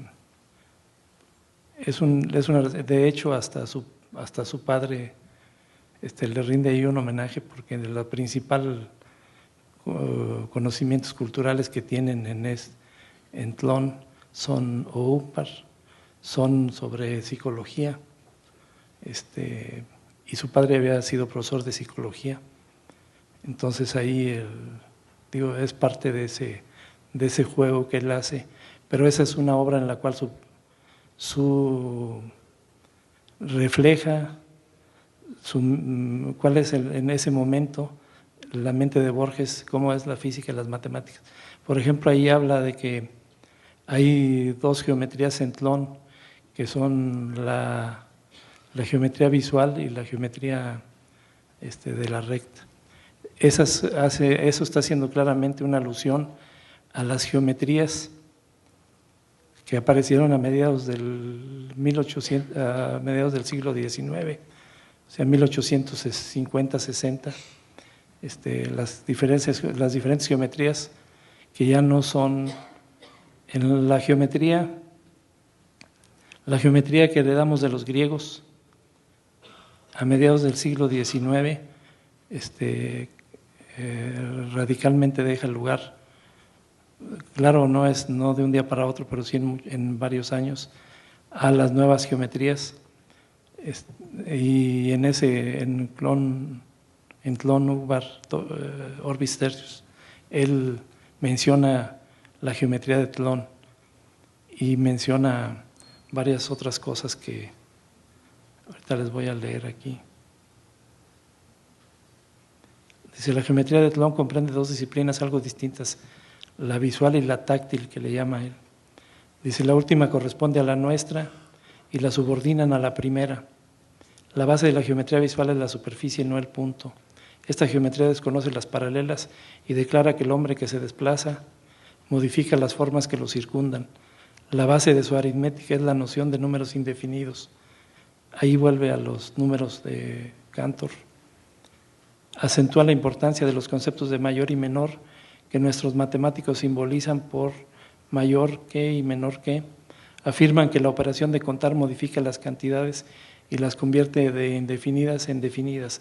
El hecho de que varios individuos que cuentan una misma cantidad logren un resultado igual es para los psicólogos un ejemplo de asociación de ideas o de buen ejercicio de la memoria. Ya sabemos que en Tlön el sujeto del conocimiento es uno y eterno. Y también ahí él, en diferentes escritos y en sus cuentos, menciona lo siguiente: en los hábitos literarios también es todopoderosa la idea de un sujeto único. Es raro que los libros estén firmados, no existe el concepto del plagio. Se ha establecido que todas las obras son obra de un solo autor, que es intemporal y es anónimo. La crítica suele inventar autores, elige dos obras disímiles, el Tao Te Ching y las 1001 noches. Digamos, las atribuye a un mismo escritor y luego determina con probidad la psicología de ese interesante hombre de letras. También son distintos los libros. Los de ficción abarcan un solo argumento, con todas las permutaciones imaginables. Los de naturaleza filosófica invariablemente contienen la tesis y la antítesis, el riguroso pro y el contra de una doctrina. Un libro que no encierra su contralibro es considerado incompleto. A lo mejor a ustedes esos párrafos no les suenan, el de un libro que encierra su contralibro es incompleto. A lo mejor no les cierran, pero Esta parte refleja la matemática que se construye a partir de 1931, en el que el matemático Kurt Gödel demuestra, haciendo referencia a unos libros de Bertrand Russell, matemático y filósofo inglés. En ese libro de Kurt Gödel, él demuestra, el libro se llama Sobre cuestiones indescindibles en los principios de matemática de Bertrand Russell. Así específicamente lo llama el libro. Y esas cuestiones indecidibles, aquí donde dice que un libro encierra su contralibro, es, si ustedes escriben un libro y luego en el mismo están negándolo, esa es una paradoja matemática que precisamente Kurt Gödel introduce dentro de al él establecer y probar que las matemáticas con una estructura axiomática basada en los axiomas van a llevarnos a contradicciones. Eso hace que las matemáticas se tambaleen porque son los cimientos de las matemáticas. Entonces, decir, ¿sabes qué? Tú puedes demostrar que algo es de color rojo, pero también puedes demostrar que es verde sobre lo mismo. Entonces es una cuestión que no se puede, que es paradójica, no puede ser dos cosas a la vez. Entonces aquí en estos párrafos les mencioné uno que dice: los de ficción abarcan un solo argumento con todas las permutaciones imaginables. Ahí está hablando de matemáticas y de la probabilidad. Y por ejemplo, el libro de Pierre Menard, autor del Quijote, es una franca transgresión de los principios matemáticos o probabilísticos. ¿Por qué? Ese libro de Pierre Menard yo supongo que tiene su antecedente en un libro de Henry James que no terminó, murió y no terminó el libro. Ese libro se llama, El sentido del tiempo. Y en ese libro es, si ustedes recuerdan, algunos que hayan visto la película que se llama Pídele al tiempo que vuelva, una película romántica de un personaje que viaja al pasado. Una persona le entrega una fotografía al principio de él, pero él no la reconoce y empieza a indagar por qué, y resulta que es en el pasado, en un pasado lejano. Y Pierre Menard, ahí Borges usa ese argumento para construir el Pierre Menard, ¿no? Para presentárnoslo. Y nos dice, bueno, ¿qué hace Pierre Menard? Pues Pierre Menard se vuelve un escritor del siglo XVII.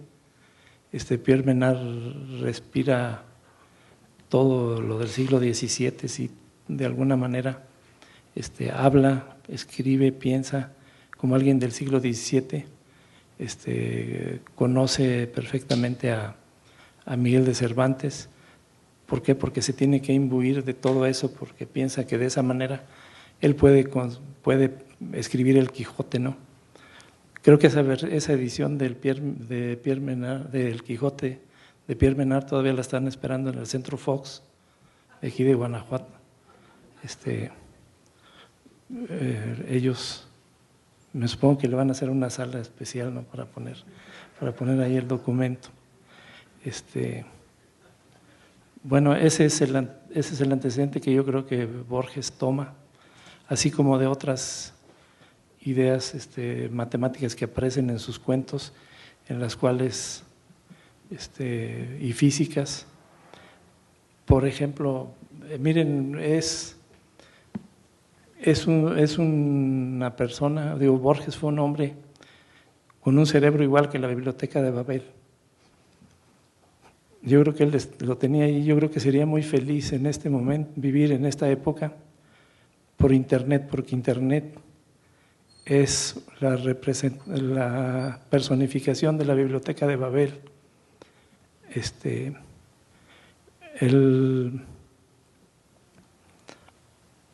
Con ese conocimiento que él tiene de las matemáticas, por haber leído sobre todo a Bertrand Russell, de Bertrand Russell dice, de 2 libros de Bertrand Russell que leyó Borges, hace un comentario que reseña Bonifaz Nuño en un libro donde habla de la filosofía de Borges, y dice sobre los libros, el comentario de Borges es que son de un pensamiento inhumano en el sentido de inalcanzable, haciendo referencia a esos documentos, a esos libros de Bertrand Russell, porque Bertrand Russell trató de hacer lo que había hecho 250, 300 años antes Isaac Newton. Isaac Newton, para la física, es el que la organiza y todas las ideas hace una estructura fuerte para la física de su tiempo. Y su libro se llama Principia Matemática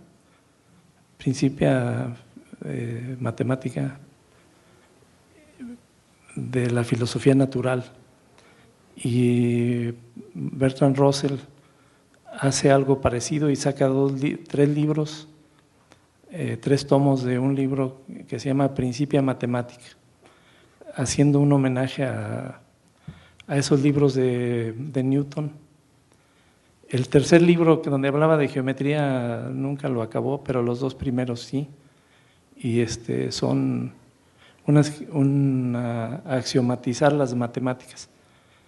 Sí, axiomatizarlas, es decir, a partir de unas pocas cosas hacer la construcción, y esas pocas cosas van produciendo teoremas, y los teoremas deben de ser demostrados y deben de ser verdaderos. La demostración debe de ser una demostración verdadera o falsa en el sentido de la lógica. Entonces esos son una obra monumental de matemáticas donde toma todo y trata de, por ejemplo, a veces serán cosas que les parecen a ustedes, les puedan parecer exageradas, pero por ejemplo Bertrand Russell en su libro Principia Matemática, para poder demostrar que 1 más 1 es igual a 2, se lleva casi 250 páginas en la demostración. Entonces no es cosa menor eso. ¿Eso qué implica el conocimiento de los libros de Bertrand Russell? Implica el conocimiento de la lógica de su tiempo. Implica el conocimiento de la lógica de su tiempo, y cuando leemos las obras de él, en la lógica hay 2 lógicas, la lógica de primer orden y la lógica de segundo orden. La lógica de primer orden es con las matemáticas que nosotros conocemos, la mayoría de ellas están usando esa lógica. Y la lógica de segundo orden es una lógica en la cual ya es más compleja, más abstracto todo, y es la que se usa sobre todo en la obra de Kurt Gödel para probar que hay cuestiones matemáticamente que no son posibles de encontrar una verdad lógica de ella, ¿no? Entonces, bueno, ese es me dicen que ya el tiempo está un poco, se me fue. Entonces, muchas gracias. Y por último tenemos a Borges y el tango a cargo del doctor Cesario Costero. Me siento satisfecho de haber participado o de participar en esta velada académica, cultural, literaria, con la vida y obra de Borges tan bien expuesta por los expositores anteriores. Y podríamos concluir con Borges diciendo que es el último clásico contemporáneo, superior a muchos de los actuales y algunos pasados escritores famosos. Por otra parte, pienso que si Borges y Astor Piazzolla, el gran compositor argentino, se enteran de que un médico en San Luis Potosí, en la sala Rafael Nieto, iba a hablar sobre Borges y el tango, seguramente se levantan y me llevan con ellos. Entonces, espero que no se los comenten. Lo que les voy a decir forma parte también de mis programas de Radio Universidad, de Noche de Tangos, en la FM de nuestra emisora, y que ahora me place compartirlos con ustedes. Para que no se espanten, voy a tratar de ser concreto y no extenderme más de los minutos que me han dado, que serán 12 o 13 minutos. El tango, que nació evolucionado, vanguardista, encerraba en su propia aptitud para el cambio permanente el secreto de su longevidad. Borges profetizó: hecho de polvo y tiempo, el hombre dura menos que la liviana melodía. La duración del tango no es la de la piedra dura que ya no siente, pero que también cambia, aunque no lo perciban los sentidos. Durar es cambiar. Agregó: el tango es música atropellada y baile solemne, cuyo origen deberíamos declarar divino o semidivino, canalizándolo en algún dios arrabalero, en algún dios de los huecos, de los comités, de las casas malas. Así surgió el tango, que salió a compadrear por el mundo, triunfó en millones de piernas y de caderas, y aún está vivo, pese a los bandoneones que lo entristecen y a la jerga italianizada de quienes lo versifican. Hay infinidad de tangos que, como dijera Borges, fueron lanzados y exaltados por el teatro popular, el cual hundió sus raíces en el aluvión inmigratorio. Al mismo tiempo, el canto como la danza son un instinto imperioso del ser humano, y donde quiera que haya surgido la magia de la música, la voz y la inventiva humana le han agregado la suerte menor del verso.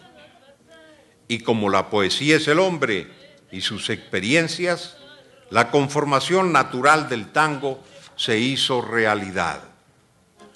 Borges también escribió: alguna vez, si los primitivos tangos no engañan, una felicidad sopló sobre las tapias rosadas del arrabal y estuvo en el empaque dominguero del compadrito y de las pachangas de los jóvenes. Qué valentías las gestaron, qué generosidades, qué fiestas. La tendencia de Borges, en algunas de sus obras al menos, es a hacer del hombre al mismo tiempo el constructor y el destructor de su propia existencia. Y dijo: soy Dios, soy héroe, soy filósofo, soy demonio y soy mundo, lo cual es una fatigosa manera de decir que no soy. Expresiones todas que están muy cerca de las letras de los tangos y de las situaciones también que los tangos representan.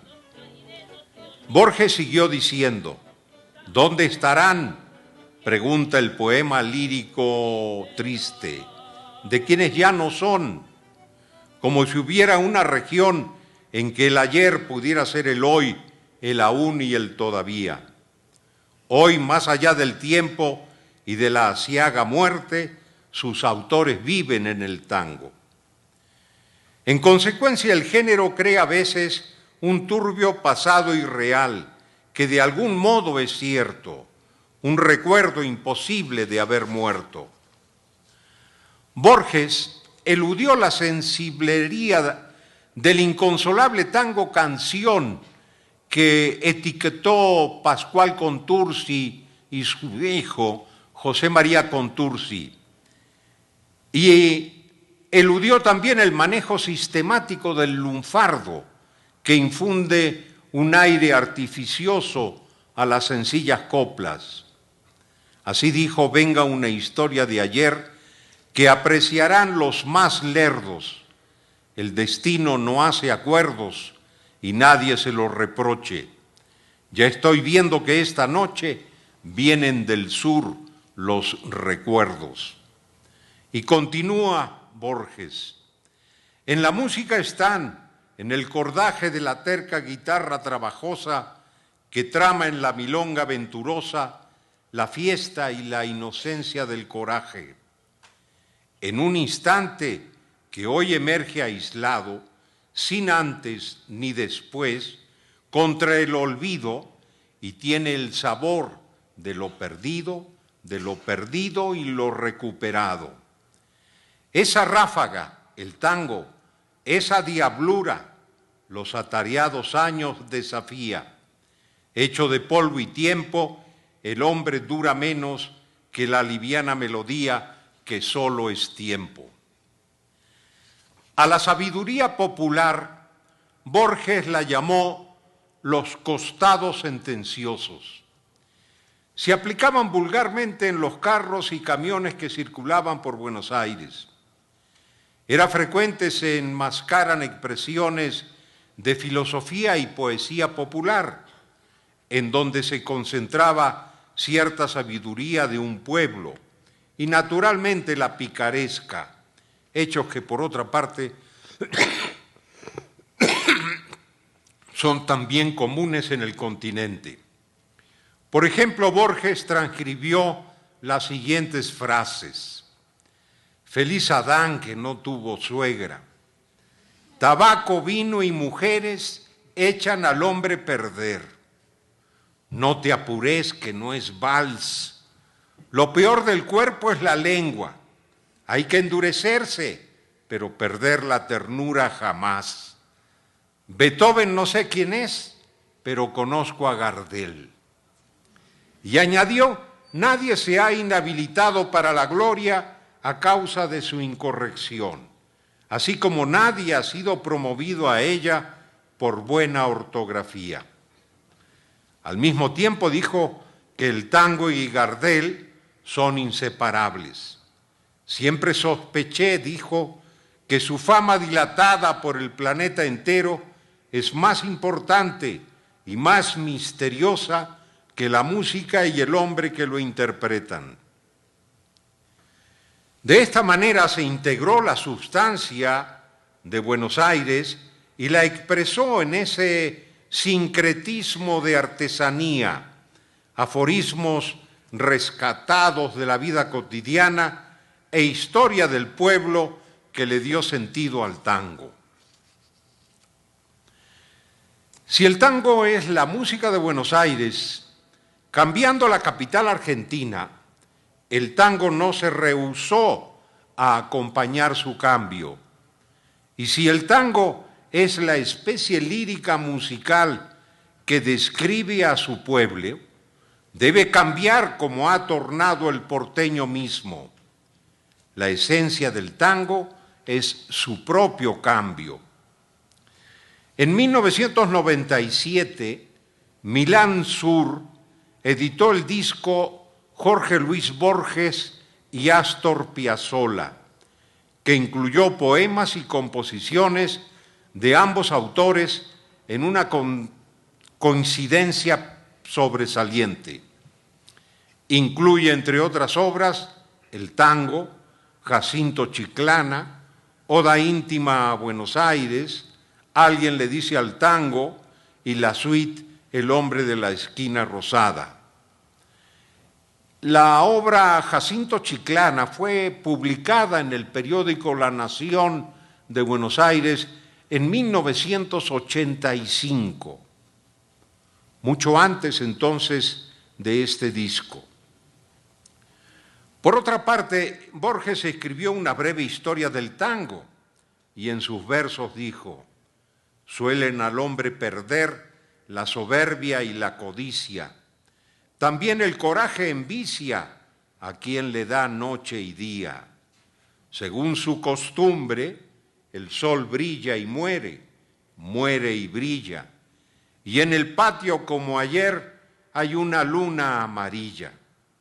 Pero el tiempo que no ceja, todas las cosas mancilla.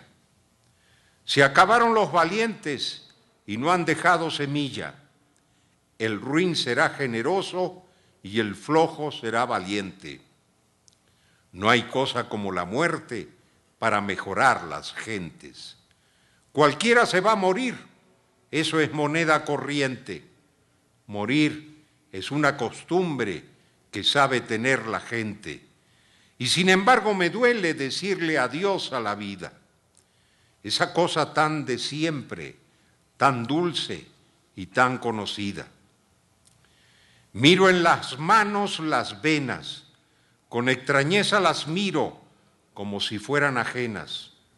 Vendrán los 4 balazos y con los 4 el olvido. Morir es haber nacido.